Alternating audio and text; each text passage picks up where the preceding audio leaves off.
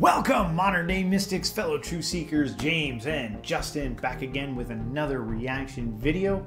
And in this one, we're going to take a look at Swami Vivekananda's speech, which was done in Chicago in 1893. Wow. Yeah. One of our viewers suggested that this would be a good video for us. I think it's kind of like a little bit of an introduction to Hinduism. Swami Vivekananda might have been one of the first people to bring over, you know, some of these philosophies to the West. So I have seen like none of this. This is a fresh, clean reaction here. Always like a going over the fundamentals. Yeah, just to get things straight. So let's take a look.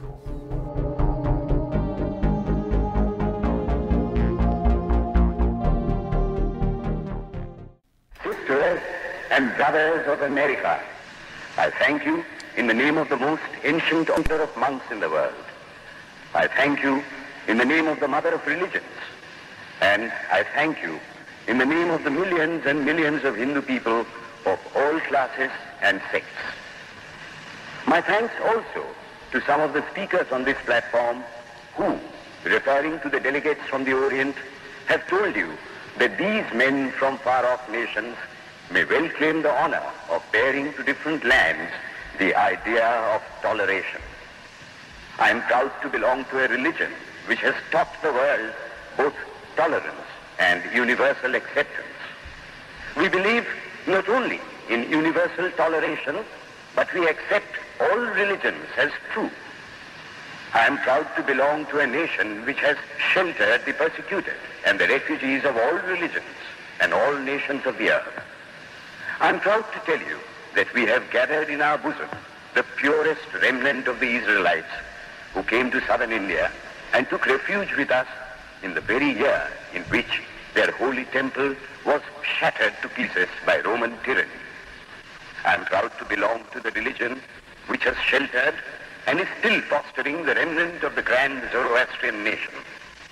From the high spiritual flights of the Vedanta philosophy, of which the latest discoveries of science seem like echoes, to the low ideas of idolatry with its multifarious mythology, the agnosticism of the Buddhists and the atheism of the Jains, each and all have a place in the Hindu's religion.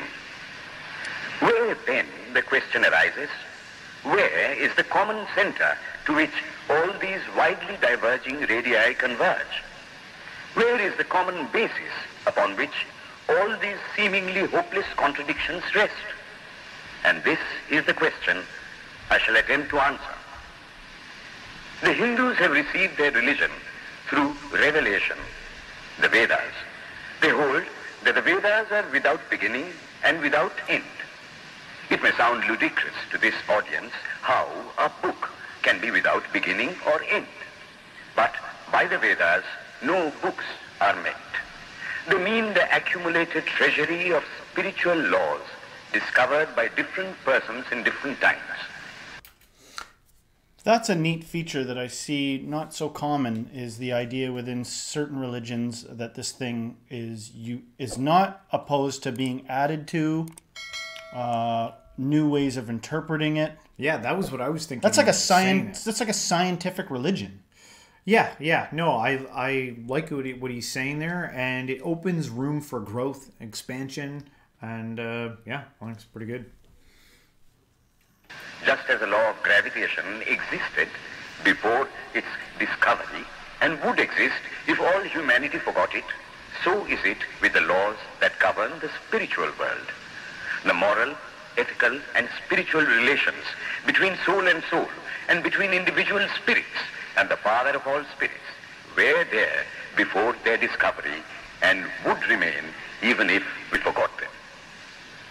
The discoverers of these laws are called rishis, and we honor them as perfected beings.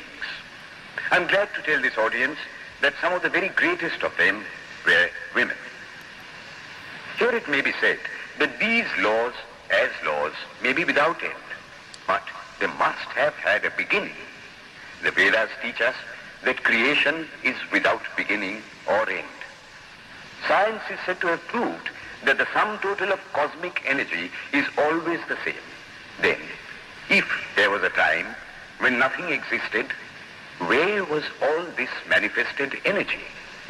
Some say it was in a potential form in God. In that case, God is sometimes potential and sometimes kinetic, which would make him mutable. Everything mutable is a compound, and everything compound must undergo that change which is called destruction. So, God would die, which is absurd. Therefore, there never was a time when there was no creation. If I may be allowed to use a simile, creation and creator. There never was a time when there wasn't creation. Watch what that does to your brain when you try to toy with that as an idea. Yeah.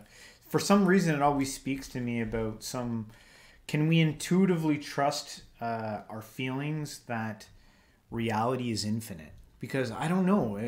Does it feel like that way for everyone? No, it doesn't feel that way for me. Yeah. It doesn't feel infinite. Like, okay, sometimes I play this game where I go, what was it? Where was I before I was born? I know that that's like a rhetorical question. Yeah. But it opens up your brain in some interesting ways when you go, really? Like, don't get distracted. Think about it. What were you before you were? Yeah. And so the intuitive sense I get is that, well, there was only ever me. That like it's a file not found space when I go prior to that. Yeah. But when somebody utters there never wasn't creation, there never wasn't the source of all reality or whatever. Yeah. Watch what that does to your mind. It one of the things it does is it should humble you and be like, oh, I'm a piece of this thing. I'm not so as big as I think I am of this thing.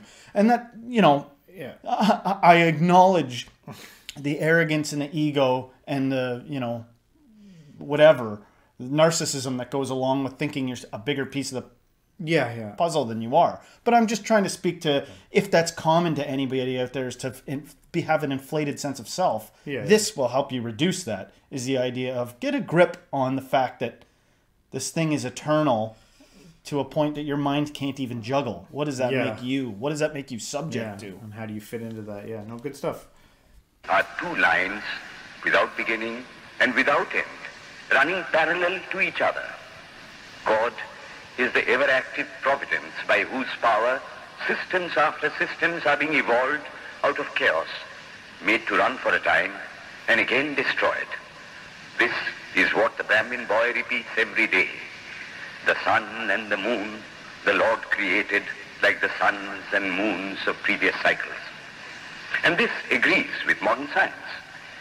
Here I stand, and if I shut my eyes and try to conceive my existence, I, what is the idea before me? The idea of a body. Am I then nothing but a combination of material substances? The Vedas declare, no. I am a spirit living in a body. I am not the body. The body will die, but I shall not die. Here am I in this body. It will fall, but I shall go on living. I had also a past. The soul was not created, for creation means a combination, which means a certain future dissolution. If then the soul was created, it must die. Some are born happy, enjoy perfect health with beautiful body, mental vigor, and all wants supplied. Others are born miserable. Some are without hands or feet. Others again are idiots and only drag on a wretched existence. Why, if they are all created, why does a just and merciful God create one happy and another unhappy? Why is he so partial? Nor would it matter in the least to hold that those who are miserable in this life will be happy in a future one. Why should a man be miserable even here in the reign of a just and merciful God? In the second place, the idea of a creator God does not explain the anomaly, but simply expresses the cruel fiat of an all-powerful being. There must have been causes then, before his birth, to make a man miserable, and those were his past actions. Are not all the tendencies of the mind and the body accounted for by inherited aptitude? Here are two parallel lines of existence, one of the mind, the other of matter. If matter and its transformations answer for all that we have, there is no necessity for supposing the existence of a soul. But it cannot be proved that thought has been evolved out of matter. And if a philosophical monism is inevitable, spiritual monism is certainly logical and no less desirable than a materialistic monism. But neither of these is necessary here. We cannot deny that bodies acquire certain tendencies from heredity, but those tendencies only mean the physical configuration through which a peculiar mind alone can act in a peculiar way. There are other tendencies peculiar to a soul caused by his past actions, and a soul with a certain tendency would, by the laws of affinity, take birth in a body which is the fittest instrument for the display of that tendency. This is in accord with science, for science wants to explain everything by habit, and habit is got through repetitions. So, repetitions are necessary to explain the natural habits of a newborn soul, and since they were not obtained in this present life, they must have come down from past lives. There is another suggestion. Taking all these for granted, how is it that I do not remember anything of my past life? This can be easily explained. I am now speaking in English. It is not my mother tongue. In fact, no words of my mother tongue are now present in my consciousness. But let me try to bring them up. And they rush in. That shows that consciousness is only the surface of the mental ocean, and within its depths are stored up all our experiences. Try and struggle. They would come up, and you would be conscious even of your past life. This is direct and demonstrative evidence. Verification is the perfect proof of a theory, and here is the challenge thrown to the world by the rishis. We have discovered the secret by which the very depths of the ocean of memory can be stirred up. Try it. Whoa. Whoa. What's got you going, whoa? Oh, the idea that even to a skeptic that's like, past lives, I don't have any memory of that. Yeah. That this guy's suggesting, well, there's practices that you can do to get in touch with your past lives. Yeah, very interesting. It's amazing that this speech is over 100 years old. And even back then, there was still this, trying to bring some resolution or some connection between spiritual philosophy and science. And I wonder if was it like that, from like the 1000s all the way up into the 17? Because for some reason, maybe because I only have my current life experience, it feels like, science has just in the last 100 years kind of been given some type of a front runner to everything else. And so it seems like a lot of religions nowadays, whether it's Hinduism or Abrahamic faith or whatever, they're always trying to get their grip on science and have some type of a, relationship with it. But science has always been, I guess, and I don't know if it's always been called science, but it really feels like it's like a tradition that's been passed down, and there's always been some type of a connection there with it. Religion and science? Religion and science, yeah. Whether or not you were straight up calling it science. Yeah. Well, maybe what that is that over time, specialities become a thing, like getting more and more niche. Like there was a time where you would go to your barber was your dentist, was your butcher. Yeah. And then maybe there was a time when priests were also the scientific authority, and then everything got more and more specific. What's the word I'm talking about? Like specialization. Okay. Happened over time, and people are more specialized. It's yeah. But there's something that tells me that there's something to be said about being kind of a Renaissance person, being somebody that's a little more well-rounded and not so, specialization is advantageous in a capitalist sense. It's like, I've cornered the market. I'm the best ping pong guy. Yeah. But are you a well-rounded person? Yeah. There's also the side of it too, though, that you bring science into this equation, and he's talking about afterlife and souls and things like that. So I'm trying to Have you ever tried to do any kind of past life regression? But maybe I should.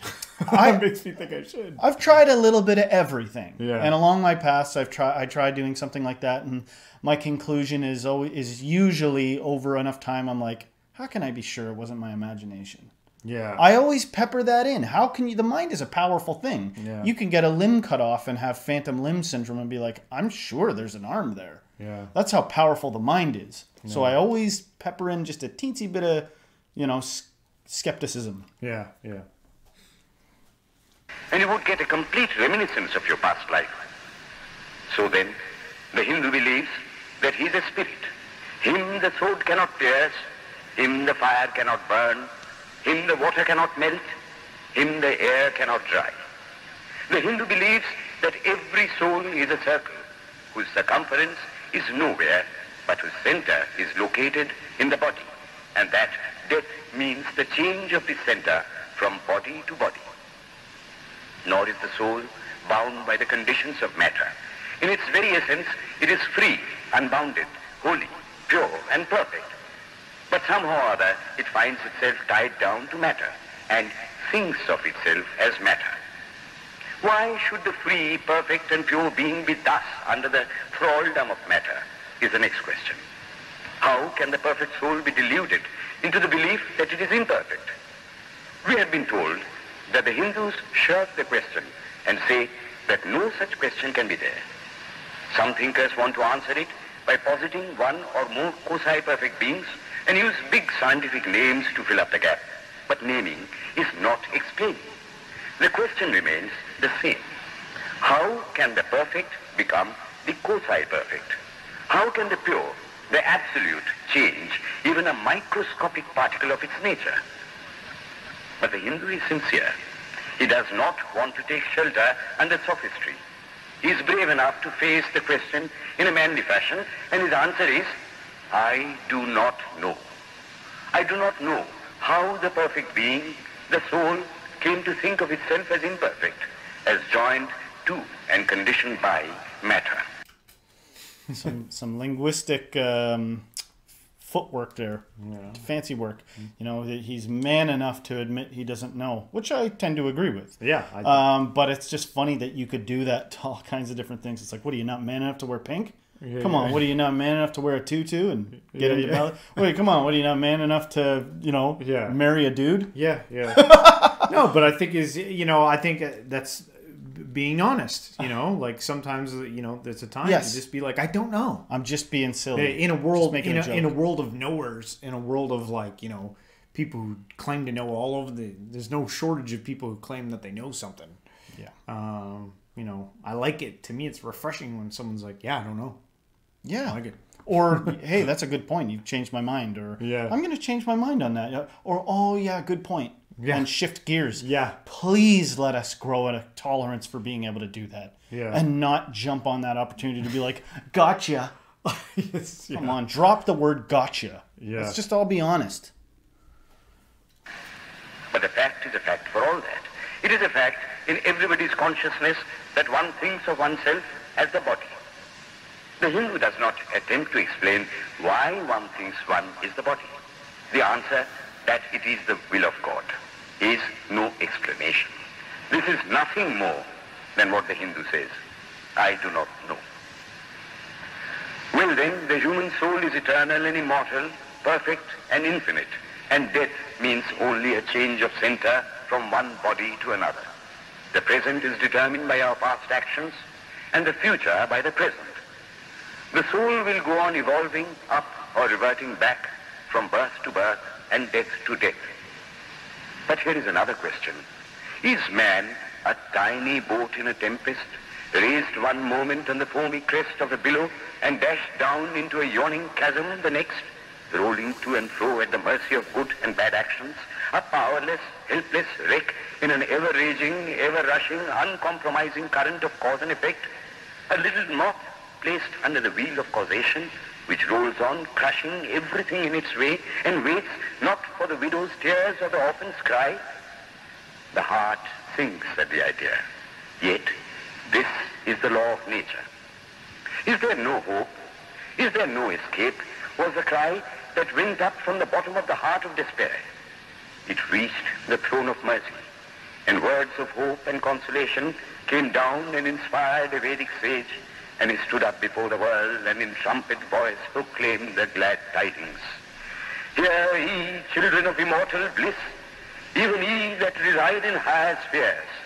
I have found the Ancient One who is beyond all darkness, all delusion.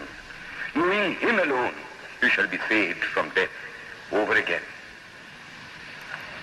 Children of immortal bliss. What a sweet, what a hopeful name. Allow me to call you, brethren, by that sweet name, heirs of immortal bliss. Yea, the Hindu refuses to call you sinners. We are the children of God, the sharers of immortal bliss, holy and perfect beings.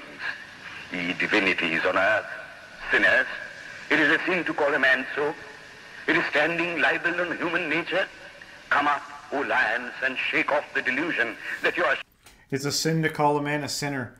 It's kind of interesting. This guy's really well spoken. I like his words. He's poetic almost the way that he talks. I like it. I like what he's saying.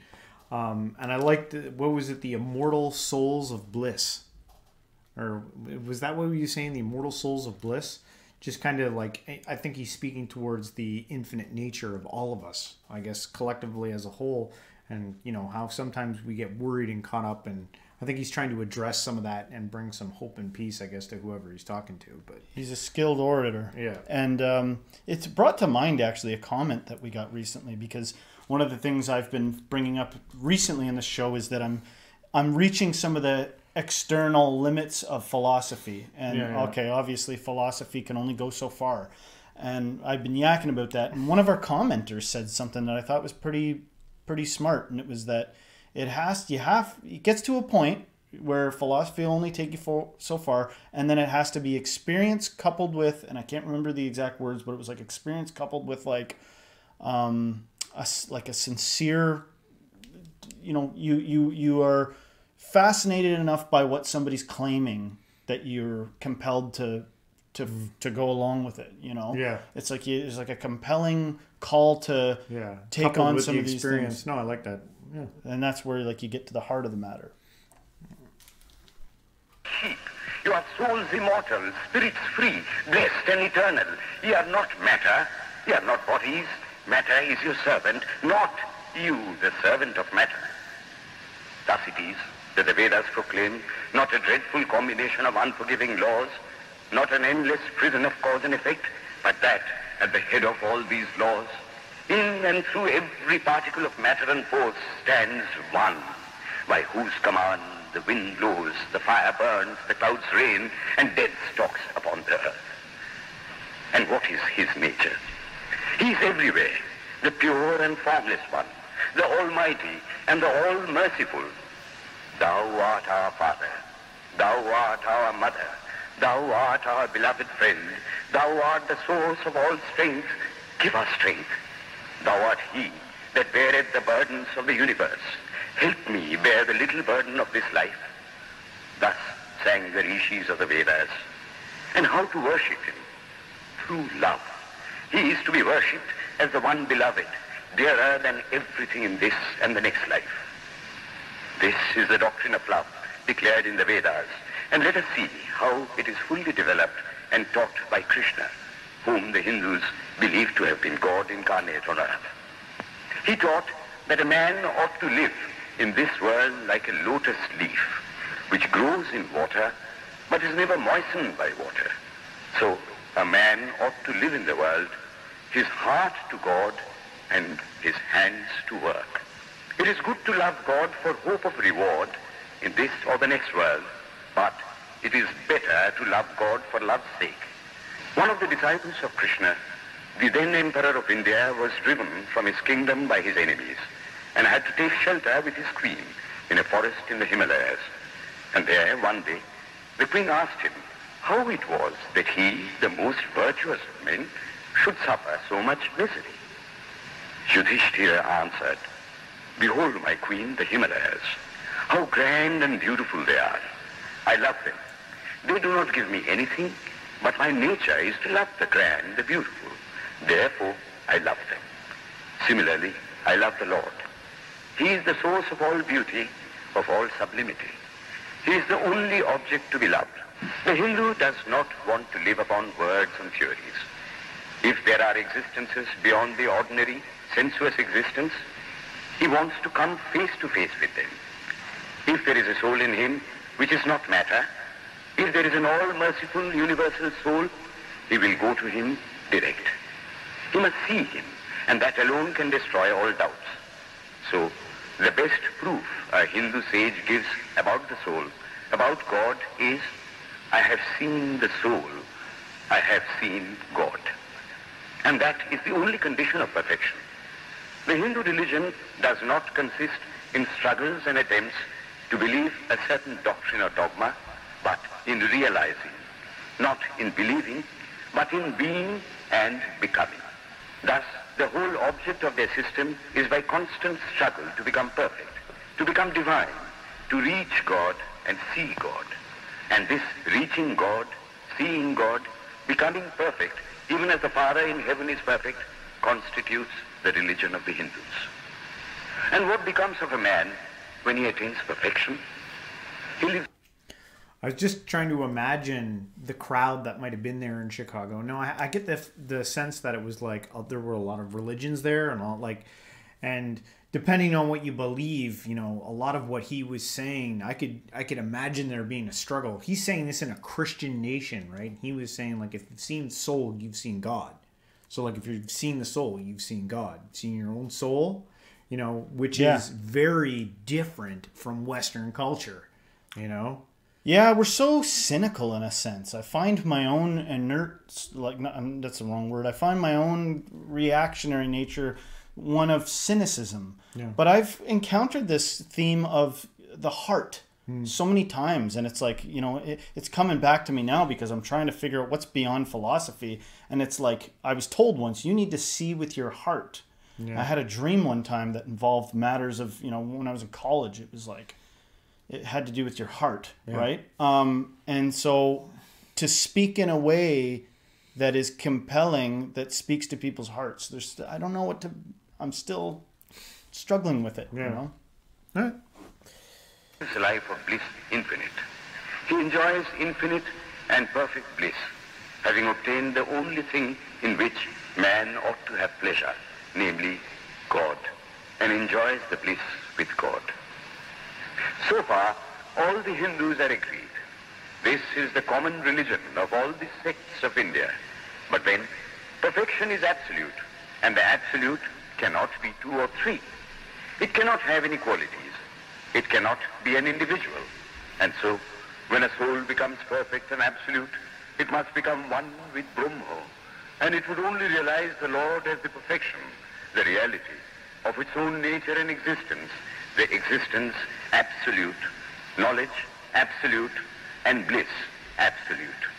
We have often and often read this called the losing of individuality and becoming a stock or a stone.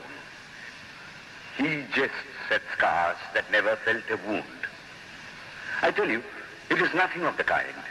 If it is happiness to enjoy the consciousness of this small body, it must be greater happiness to enjoy the consciousness of two bodies. The measure of happiness increasing with the consciousness of an increasing number of bodies, the aim, the ultimate of happiness being reached when it would become a universal consciousness. Therefore, to gain this infinite universal individuality, this miserable little prison individuality must go. Then alone can death cease when I am one with life. Then alone can misery cease when I am one with happiness itself. Then alone can all error cease when I am one with knowledge itself. And this is the necessary... It has to be. Once you get a good look at logic and rationality and whatever, the left hemisphere of your brain, once you realize it's kind of where it lacks, that what it needs, and then it's like only once you have become one with happiness will this cease. Yeah. It doesn't seem like something that's cognitively graspable. Like I don't mean cognitively. It doesn't seem like something that you can, it just seems like something that would be beyond words to try to explain. Yeah. I mean, people do their best. That's what he's doing. Possible to achieve. I don't know, like what he was talking about there. I really think he was talking about like the evolution of all of us collectively. That's what I was kind of like envisioning when he was talking about that. How like it's, you know, that this is where we're going. We're merging. He was talking about like universal consciousness there, right? And yeah, I guess we'll have to see where it goes. Very scientific conclusion.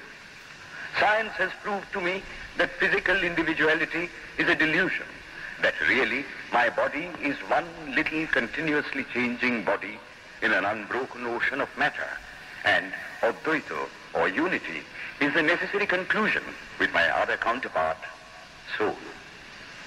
Science is nothing but the finding of unity. As soon as science would reach perfect unity, it would stop from further progress, because it would reach the goal. Thus, chemistry could not progress farther when it would discover one element out of which all others could be made. Physics. I do think that unity is what you ought to do, but it's like, okay, see that guy over there that's smelly and crazy and a criminal? Mm-hmm. You unify with him. Yeah. So just hang on a sec. I feel like you were almost like I said my thing, and then you were like, actually this, and then it would be potentially something a lot of people would be like, yeah, actually, yeah, I do agree with what he said. That made more sense. But it's like that's not what I'm really saying. I'm saying we're reaching pretty high here in the, you know, as to what to do to get your soul right, you know, and I do think that that's oftentimes an individual practice. I think the mistake is often made that the problem isn't with me. The problem, if I could just get everybody around me right, then I would be happy. That seems like the reverse of what the thing should be. Oh, yeah. And then, you know, we get caught up with the balance talk too, right? Like the hyperbalance that you like to bring up. And there's that, like, that side of things too, where, like, you know, maybe part of being one is, you know, realizing your individuality or something like that. You know, like that's part of it. Yeah, and the only thing that I was a little thrown off was how, like, you know, and only by science. Like, science to me is just like a human finite tool that we use. I think science is beautiful and amazing as it is for helping us understand our reality. It's also really limited because you can only, you know, measure so far using a finite tool.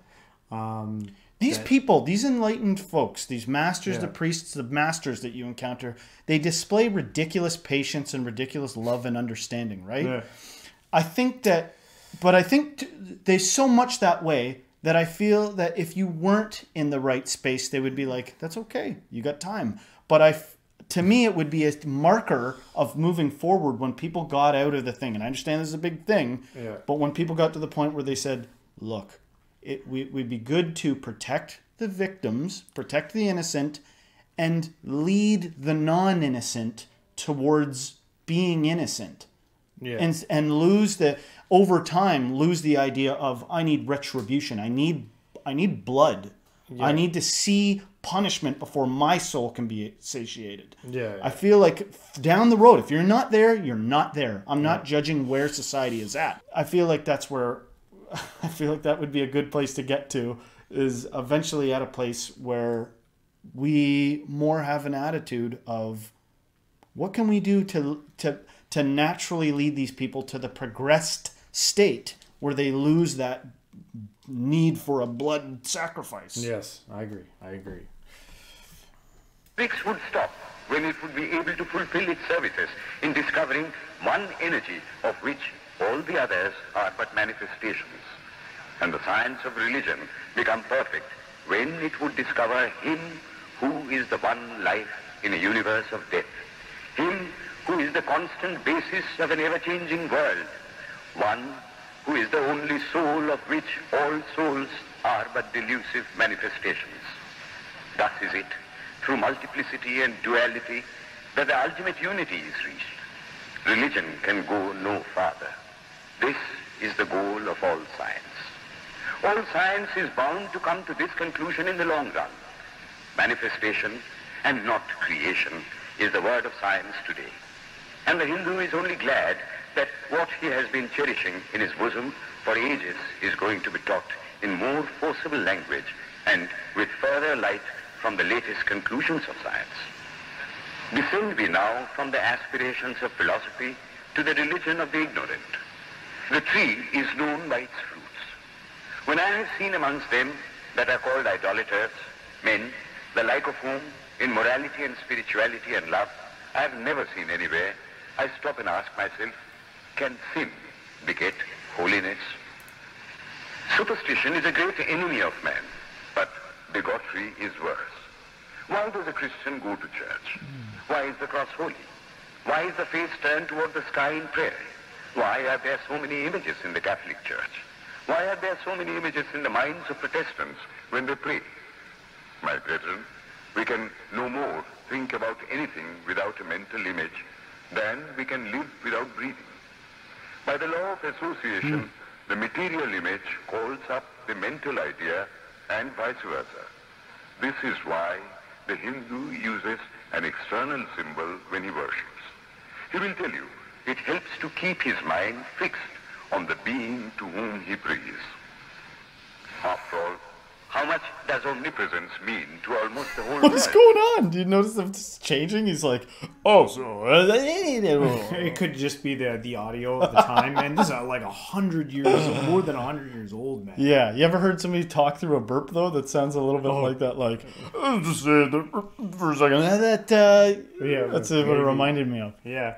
No, but he was saying, you stopped it there. I might as well just point out, he was kind of really trying to connect with that Western audience there, because he was bringing up like the churches and the imagery. Yeah, everywhere. the imagery, right? So there is some like connection, though. It's really weird in Christianity because they're like, don't have idols, and then they have idols, which is really weird. Hello. And that's the importance of patience. When he was doing that, when he was saying, why did you have so many images to look at? I was like, well, wait a second. Hindus have lots of images. But then he tied it. He tied it in. You made a good point. Yeah. The point was to say, look, none of us can even think without an image now. Yeah. Well, it's a good little point. It stands merely as a word, a symbol. Has God superficial area? If not, when we repeat that word omnipresent, we think of the extended sky or of space. That is all.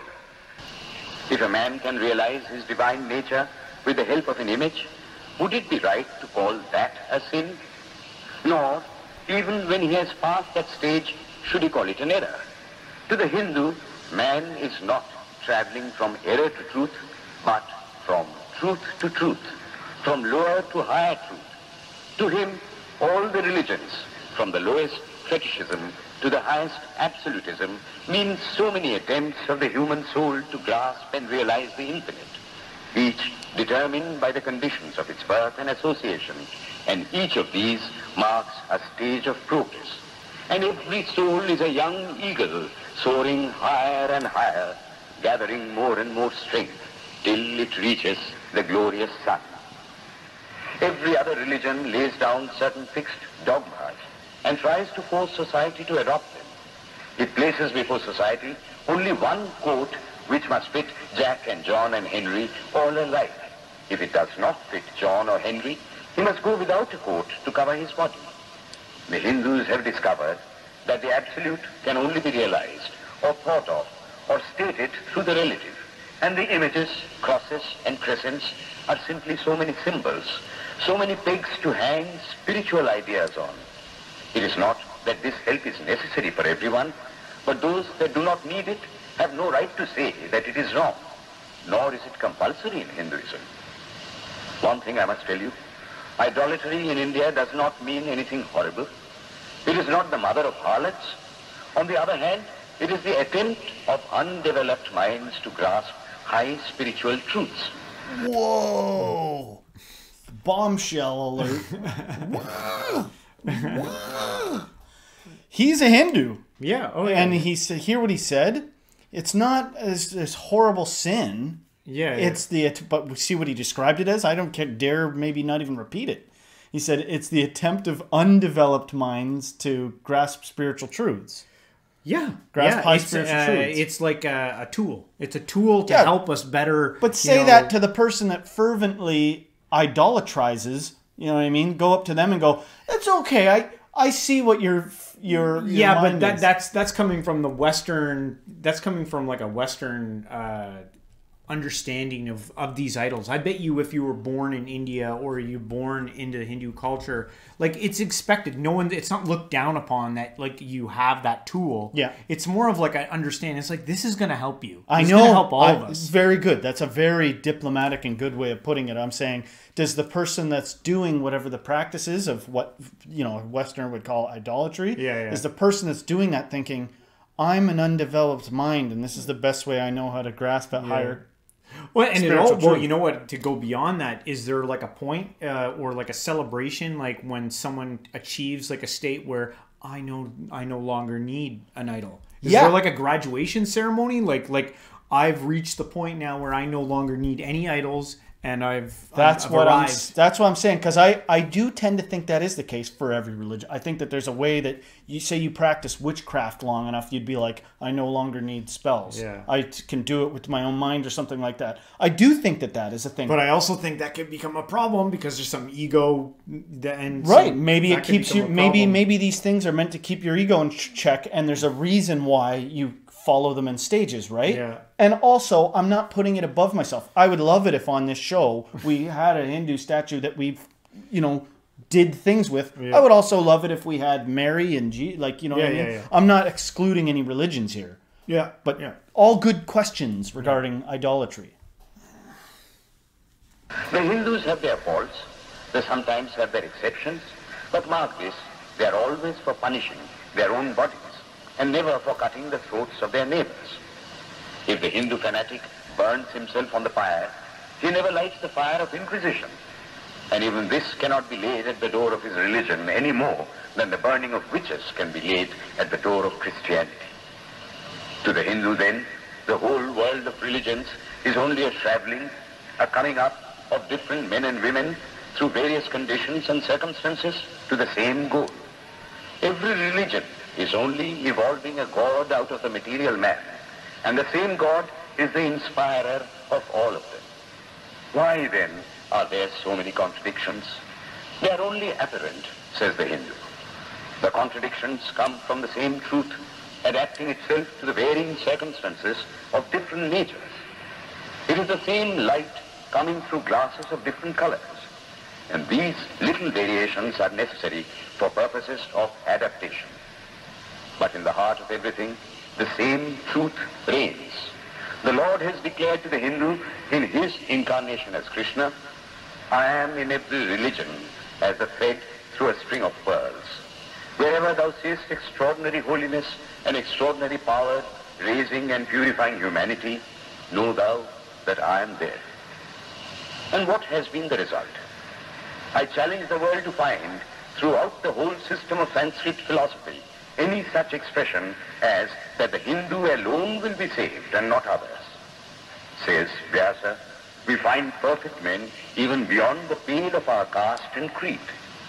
One thing more, how then can the Hindu, whose whole fabric of thought centers in God, believe in Buddhism, which is agnostic, or in Jainism, which is atheistic? The Buddhists or the Jains do not depend upon God, but the whole force of their religion is directed to the great central truth in every religion, to evolve a God out of man. They have not seen the Father, but they have seen the Son. And he that hath seen the Son hath seen the Father also. This, brethren, is a short sketch of the religious ideas of the Hindus. The Hindu may have failed to carry out all his plans, but for some reason, I have a feeling that this would have been like edgy. Almost. Oh yeah, this would have been like really. Well, edgy to this back day, then. if you lay that on a Christian, yeah. you know what I mean, that what he just said about. Ooh, and you're using my scripture. Like, Well, in my experience, for people that are devout, it gets dismissed as fast as you can blink. Yeah. It's like, no, first of all, you're way out of context and just wrong. Yeah. And you're like, oh man, I'm just trying to like open up the convo a little bit here. Yeah. But I thought you would. That's more for us. I feel like. All right, let's close this out. if there is ever to be a universal religion, it must be one which will have no location in place or time, which will be infinite like the God it will preach, and whose sun will shine upon the followers of Krishna and of Christ, on saints and sinners alike, which will not be Brahminic or Buddhistic, Christian or Mohammedan, but the sum total of all these, and still has infinite space for development, which in its Catholicity will embrace in infinite arms and find a place for every human being, from the lowest groveling savage, not far removed from the brute, to the highest man towering by the virtues of his head and heart almost above humanity. It will be a religion which will have no place for persecution or intolerance in its polity, which will recognize divinity in every man and woman, and whose whole scope, whose whole force will be centered in aiding humanity to realize its own true divine nature. May he, who is the Brahma of the Hindus, the Ahura Mazda of the Zoroastrians, the Buddha of the Buddhists, the Jehovah of the Jews, the Father in heaven of the Christians, give strength to you to carry out your noble idea. The star arose in the east. It traveled steadily towards the west, sometimes dimmed and sometimes effulgent, till it made a circuit of the world. And now it is again rising on the very horizon of the east, the borders of the sun pole, 1,000-fold more effulgent than it ever was before. That's that guy's second language, and he speaks. I know. I don't even know what effulgent means. I think the thing I liked about that speech was the overarching theme was like unity and trying to like come together. And it saddens me a little bit that that was over 100 years ago, and like look how slow the process is for things to kind of like, you know, come together. I think we're getting there now, but like, man, that was a long time ago. Oh, yeah. Yeah. No. Sometimes it is a little bit depressing to hear how old the idea of getting together in unity is, and how much there's been a front to it. But this is the need to not isolate. This is why you shouldn't get into an echo chamber, and why you should be brave enough to spend some time with people with radically different beliefs. Because if you actually hear them out, there are people that have very different ways of thinking and belief systems than me, that I listen to, and I'm like, you're actually making solid points. Yeah. And that enriches your mind. It makes you better equipped to understand what the heck is going on when you really hear someone out that's like, I'm not going to say, but it's got very, you know, you on the surface you'd be like, oh, I reject that right away, that thinking. Yeah. But hear out what they have to say and you're like, oh, I see why you would arrive at that. Yeah. You pepper in some science and then you're like, oh, I see the progression of thought and even the value of thinking that of people that are stubborn and not willing to open their mind. Yeah. It's not for no reason. Yeah. Good stuff. Hopefully you guys liked our reaction on this one. If you did, don't forget to hit the like, subscribe, share this with a friend, and everyone, until next time, stay spiritual.